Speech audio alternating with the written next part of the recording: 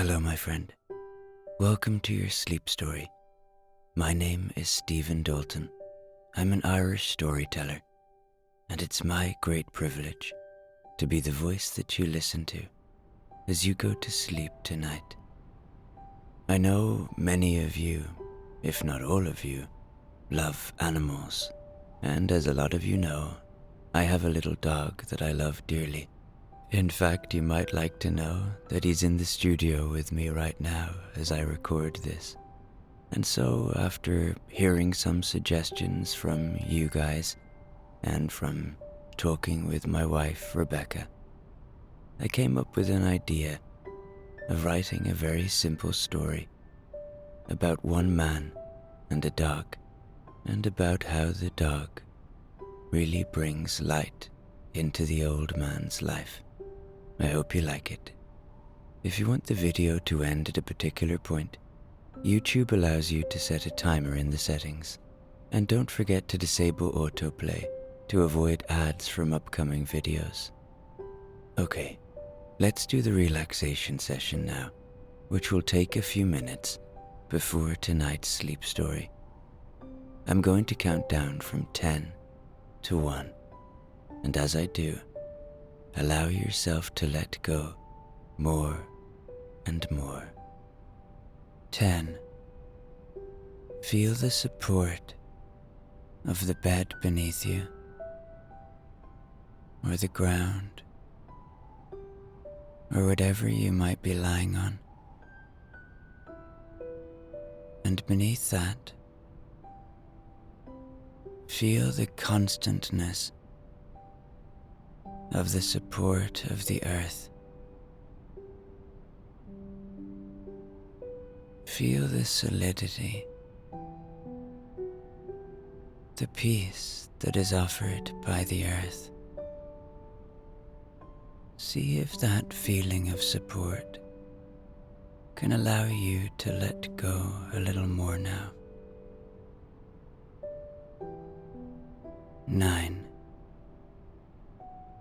Feel into your body. Where do you feel tension tonight?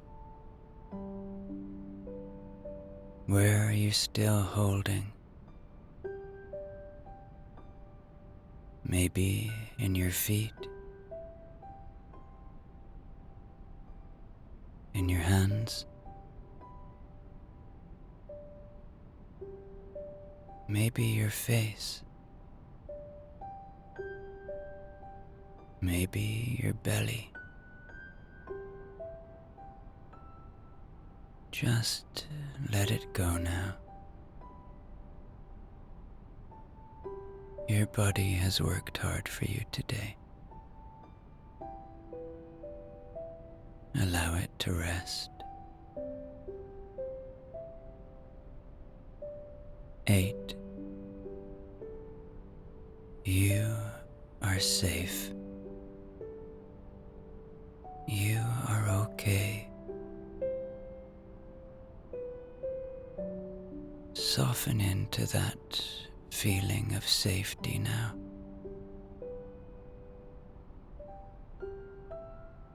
Allow my voice to be an anchor of safety, to be safe in the knowledge that my voice will only ever take you to places of safety. 7. Know that peace lives within you. It is your constant friend. It is always within you, just waiting to be seen.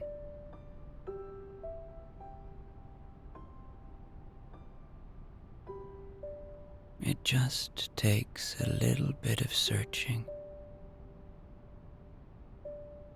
a little bit of softening,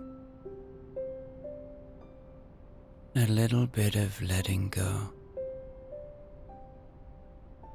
to witness that peace, to feel that peace within you. See if you can start to find it now.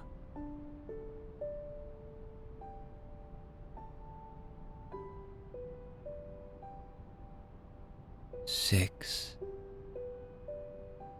The day is done. Whatever has been, has been. Whatever will be, will be.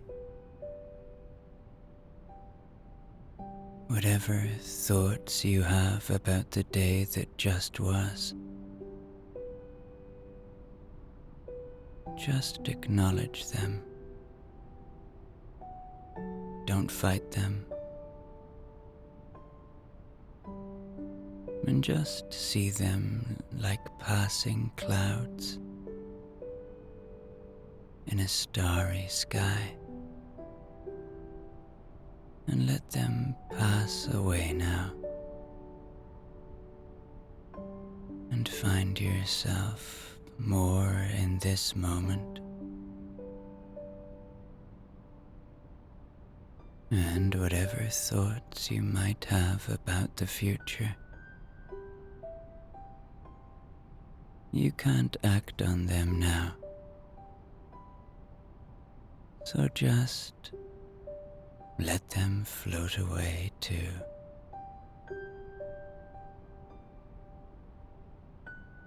Five.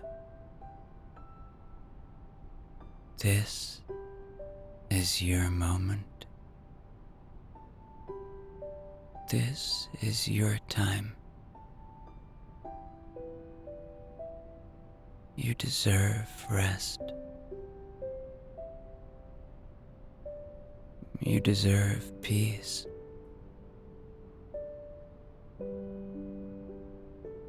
Allow that fact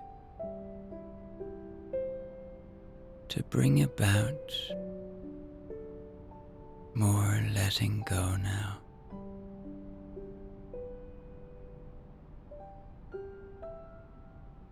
We all deserve rest.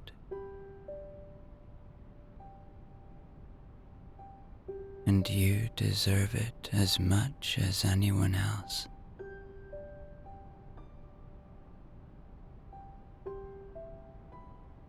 Four.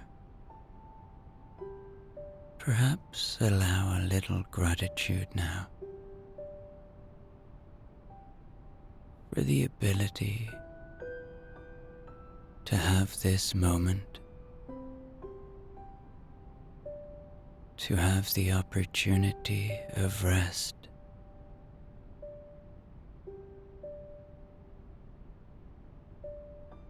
You are fortunate,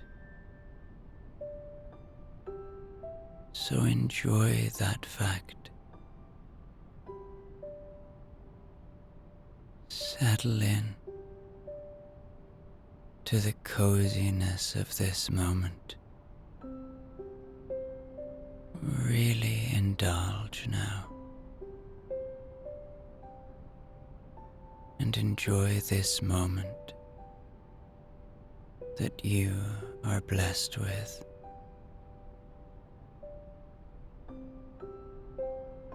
Three. Begin to engage with your imagination now. Begin to see a beautiful old city about 100 years ago, and see an old man on his own, living in a beautiful, big, old apartment. 2. Check in with your body one more time now. Soften anywhere you might be holding, and let go of any tension.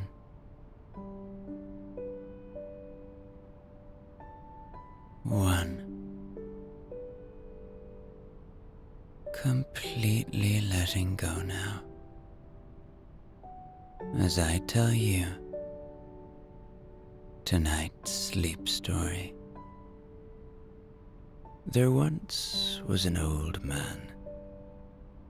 He lived about 100 years ago in a very charming city. One of those cities that people always like to visit to see the museums and the great art. He had moved there in his youth just for that reason. He wanted to create and to find that creative life within him. And he did. That's for certain. He became a great artist. He had great loves, a great life as a creator, and lived every second to the fullest.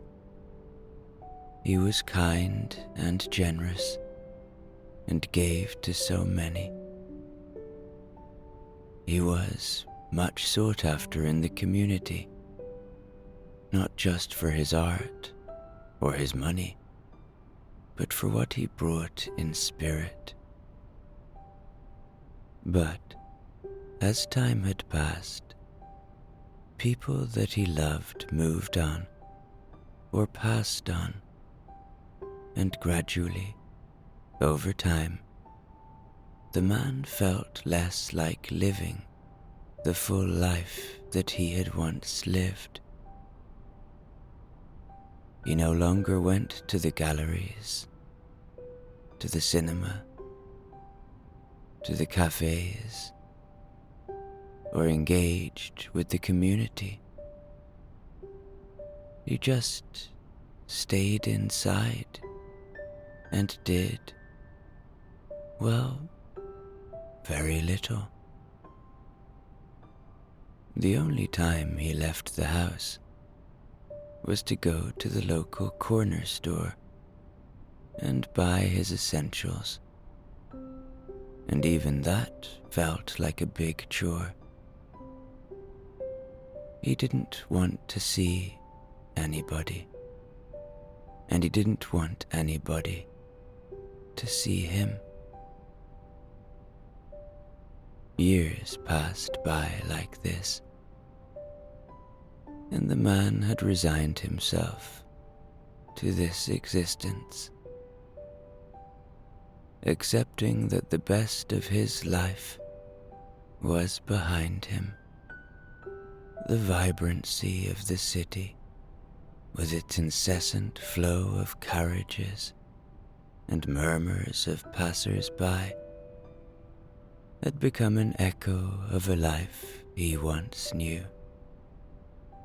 The walls of his grand apartment, adorned with paintings and sketches, were now just remnants of his passionate youth, where each stroke of the brush and dab of color were a living testament to his creative spirit.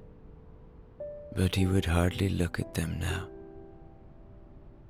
He felt unable to most of the time. Then, on a particularly brisk winter's evening, as the man trudged his way back from the store, his coat buttoned high against the cold, he felt the weight of his solitude more profoundly. He was, as usual, avoiding eye contact with everyone around him. The gas lamps above cast a gentle glow on the cobbled streets, and in that glow, something very much caught his eye, and it was very much looking back at him. It was a little dog. Now this little dog, with a coat as white as snow, was quite the contrast to the tall, grey-haired elderly man. The dog had such youth, and the old man had so little. The dog sat quietly by the side of the street, watching the old man with a gentle curiosity. As the man approached, the dog wagged its tail softly, a gesture of friendliness in the chilly evening air. The man, who had long forgotten the simple joy of an unexpected encounter, paused. His heart was touched by the dog's presence. Curiosity piqued, the man knelt down, extending a cautious hand towards the dog. In response, the dog nuzzled into his palm, its warmth and affection breaking through years of solitude. The man felt a sensation, a forgotten sensation, stir within him, a sense of connection to another living being. Hesitantly, he looked around, half expecting the dog's owner to appear. But the street was empty, and it seemed as if the dog had appeared just for him. Over the next few days, the man found himself looking forward to his brief trips to the corner store, secretly hoping to encounter the little white dog. Like clockwork, the dog was there each evening, its tail wagging in recognition. The man even began bringing treats, savoring the few moments of companionship that filled a void he hadn't quite realized was so deep or even in existence. The man began to play with the idea of letting the dog come and live with him. He had more than enough room in his apartment and could do with the company. It really seemed the dog was unattended and probably had no home. But each evening, the more reasonable part of him would win out, and he would quietly bid good night to the little dog under his breath, and quietly climb the steps to his apartment. And each night, when he got back inside the apartment, it started to feel even bigger and emptier than normal. And each night, as he started to settle into his routine, he started to hear a whimpering sound from below his window.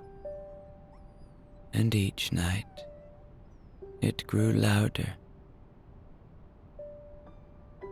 And each night, he would pull back the heavy velvet curtain, and there, below his window, sat the little dog, its eyes looking up with a sense of longing and hope. The sight tugged at the man's heart, and on one particularly cold night, as he looked down on the dog, its small frame shivering slightly in the cold night air, he was unable to ignore the call any longer. And so the man descended the stairs of his apartment, his heart leading him towards a decision that reason alone could not dictate. And opening the front door, he found the little dog still waiting, its eyes gleaming in the faint light. "Well, it seems we are both in need of a friend," the man said, a gentle smile breaking through his usually reserved demeanor. He stepped aside, inviting the dog into his home and into his life.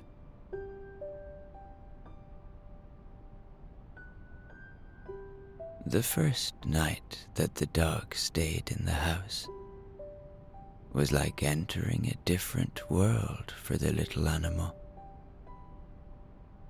He had indeed grown up on the streets, and it became clearer to the old man, once he got the dog inside, that the little dog immediately needed a bath. He filled a basin with warm water and gently coaxed the dog towards it. The dog, hesitant at first, eventually trusted the man's gentle demeanor and allowed itself to be lifted into the basin. As the man carefully bathed the dog, washing away layers of street grime, he spoke softly to the animal, offering words of comfort. The dog relaxed under his touch, its initial apprehension giving way to enjoyment. The water turned murky, but as it was rinsed away, the dog's true coat, a whiter than white, was revealed. After the bath, the man dried the dog with a soft towel, marveling to himself at how such a simple act of care could be so fulfilling. The dog, now clean and dry, looked up at him with bright, grateful eyes. It was as if, in that moment, an unspoken bond was forged between them, the beginning of a companionship that promised to fill the void in both of their lives. That night, as they both settled in for bed,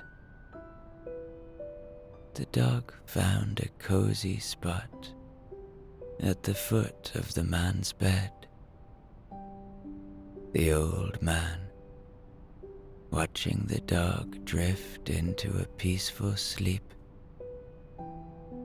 felt a sense of contentment that he hadn't experienced in years. The presence of the little dog brought a new energy to the apartment, a living warmth that seemed to seep into its very walls.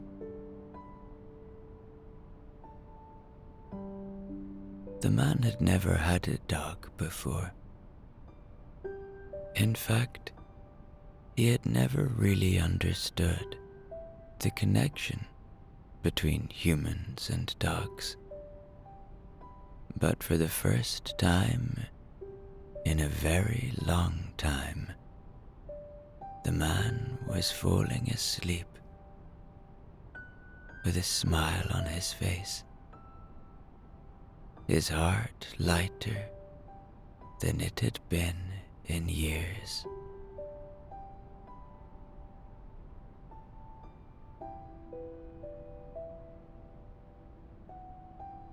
The next day, the man felt a new wind of energy, and after a simple breakfast, he made a list of necessities for his new-found companion. A collar and leash were at the top, followed by nutritious food, a comfortable bed, and a few toys. Wearing his coat and hat, the man stepped out onto the bustling streets. The dog trotting happily by his side. Maybe I won't need that leash, the man thought to himself. The dog walks with me everywhere. The city, which had once felt so overwhelming and indifferent, now seemed alive with possibilities.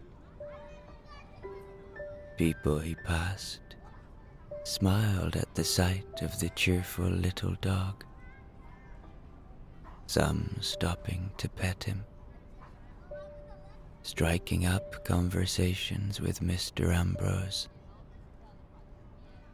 Interactions that would have been unthinkable just days ago. Their first stop was a small pet shop. The shopkeeper was a jovial man with a love for all creatures, and he helped the man choose a sturdy collar and a leash just in case, along with a few other essentials. As he shopped, the man felt a sense of belonging, of being part of the world again. The dog, meanwhile, seemed to relish the attention it received from the shopkeeper and other customers. Later, as they walked through a nearby park, the man observed the dog exploring the new environment with wide-eyed wonder. Children playing nearby were drawn to the friendly animal, their laughter filling the air. A sound the man realized he had missed dearly. Watching the dog interact with the world around him, the man felt his own perspective broaden, a newfound appreciation for the simple joys of life awakening within him.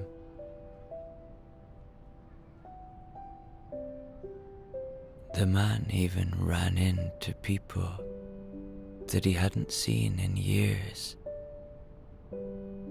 people that in fact made him feel quite emotional. They brought back memories of times long past, and for the first time in a long time, he felt grateful for those times, not filled with longing for them to return, nor regret, but grateful that he lived those times, and a sense of acceptance started to descend over him as he sat and talked with these old friends on this crisp and clear, beautiful winter's day. As he walked home with the little dog, after planning to meet with those friends again soon,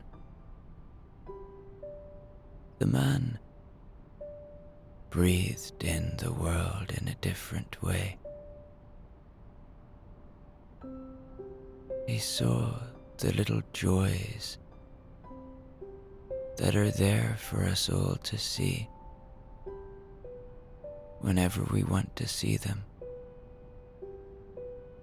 He saw other human beings with fresh eyes.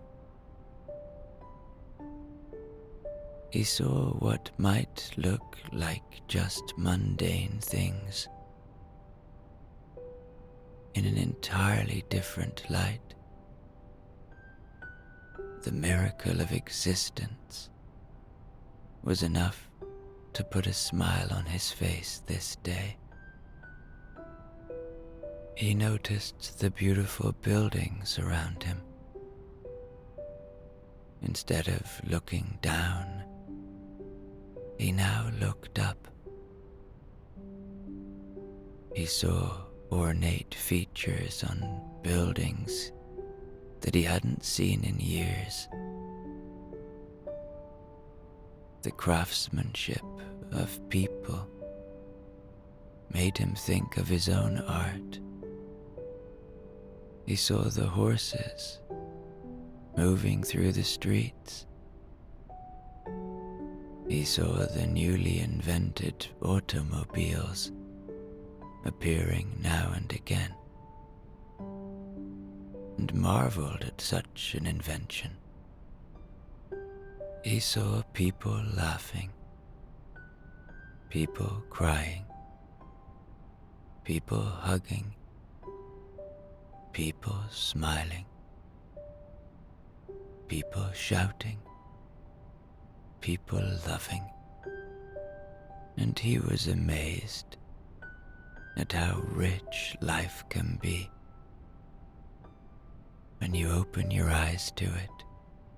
And the thought came across him that it never hurts to have a little friend helping you along.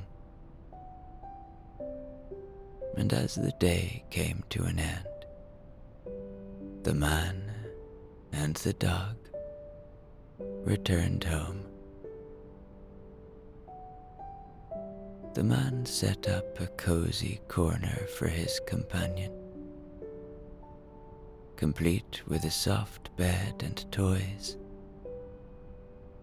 The little white dog, now officially a part of his life, settled into its new home with ease.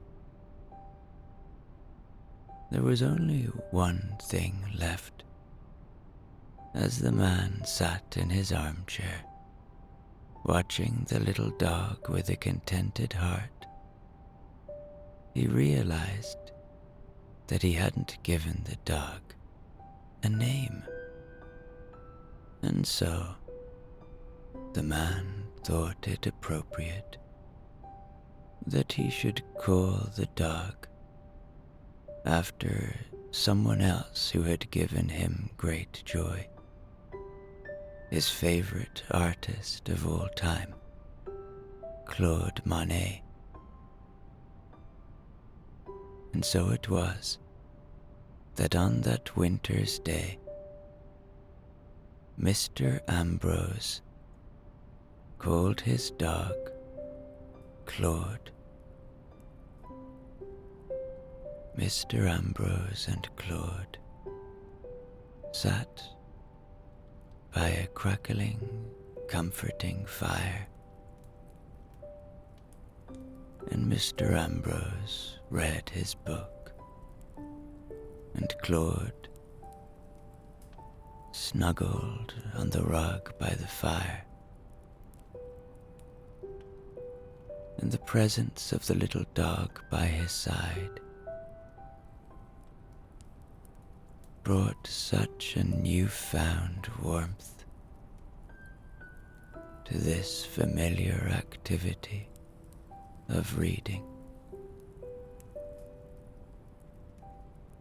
The book,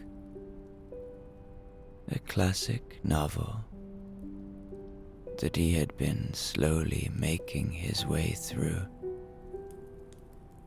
seemed more engaging now. The words on the page came alive, as if the quiet companionship of the dog had somehow enriched the experience.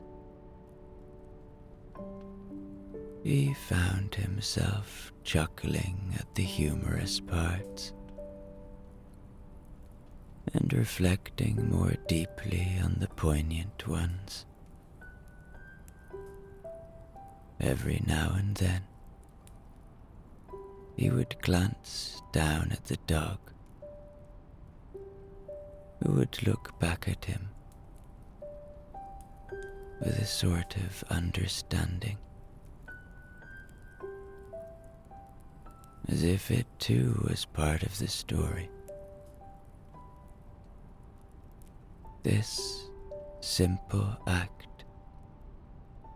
of sharing space with another living being, even in silence, brought a sense of fulfillment that had been missing from his life. Mr. Ambrose also noticed that his meals tasted better. The music he occasionally played sounded sweeter, and even the air in his apartment felt fresher.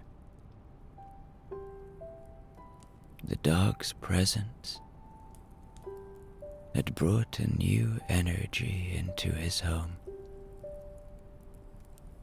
turning mundane moments into small occasions of joy. In the days that followed, Mr. Ambrose began to revive old hobbies that he had long set aside.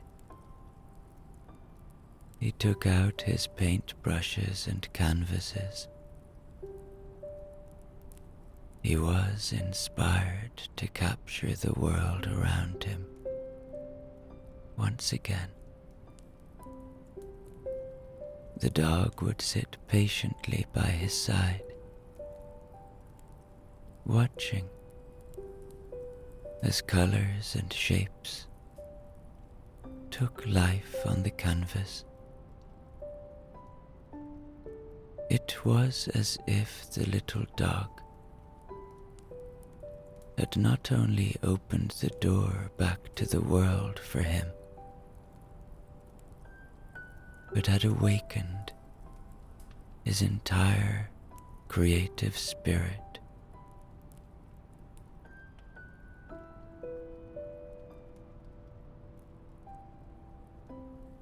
And each night, as Mr. Ambrose prepared for bed, the dog following him to the bedroom, he realized that he was looking forward to the next days, a feeling he hadn't experienced in a long time.